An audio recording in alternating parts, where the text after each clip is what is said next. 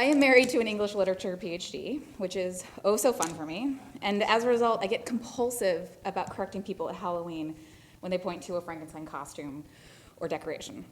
Frankenstein, the protagonist, antagonist, main character of Mary Shelley's horror story, is the doctor, not the creature.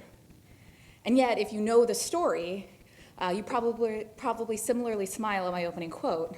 Knowledge is knowing that Frankenstein is not the monster. Wisdom is knowing that Frankenstein is the monster. So with the papers we just heard from and the others presented this weekend, I've been thinking a lot about memory, knowledge, and how wisdom enters into this conversation. At various times today, we've skirted the topic of ethics, and it's very much the area I see as overlap between the two projects from Dr. Anderson and Dr. Ulshoefer. Dr. Ulshoefer, you wrote at one point that the Hebrew Bible and its theology of Zachor. And Christians, as Christians, we too have a second mandate of Zachor, this imperative to remember. Do this in remembrance of me has been swirling around in my head throughout reading and rereading your paper. Remembering, picking up again and encountering the body and blood of Jesus Christ is part of what we do and share at the Lord's table. Would we call that a denkmal? I don't know, this memorial or monument. Communion is an act that is at once tied to the past, the present, and open to the future. I love the way that you play with remembrance as something which is, and I'm quoting you, not only related to the past, but is important because it relates to hope and opens up to the future. Something not neutral, but open to possibility and toward the future.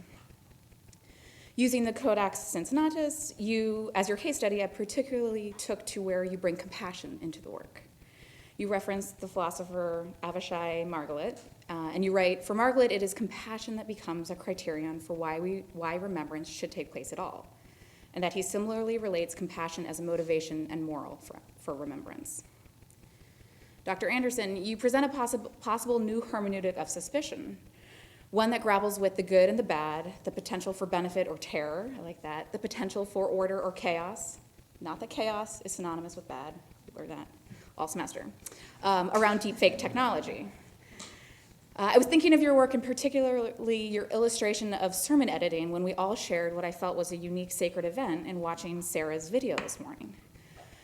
Both your paper and her video challenged my existing bias that we cannot well capture and digitize something that is spirit-led, spirit-created, an event like a sermon or a testimony. Were we in an in-between space this morning? Can such a space be edited? Can it be manufactured by AI? You too close by pointing us to an ethical value, empathy. You write, what is crucial in the distinction between intentional experience of the physical presence of the other and the empathetic perception of the spiritual I of the other. For this distinction allows us to imagine exercising empathy to perceive a spiritual other with a completely different surface from our own. So empathy and compassion. As a youth minister, I think about these ethical virtues as a pastor and a pastor's role in teaching, implementing, imparting, modeling these values to young people, especially as they engage so fully their lives online. And so I bring questions. In addition to the ones I've already rattled off, I'm curious, do these technologies make us knowledgeable or wise? Can they make us wise? How are we to orient ourselves as ethical Christians seeking to employ empathy and compassion in these in-between spaces? And finally, can we build an ethic of the digital that would it necessarily include empathy and compassion? What else would wisdom be involved? So I launch it to the room. Thank you.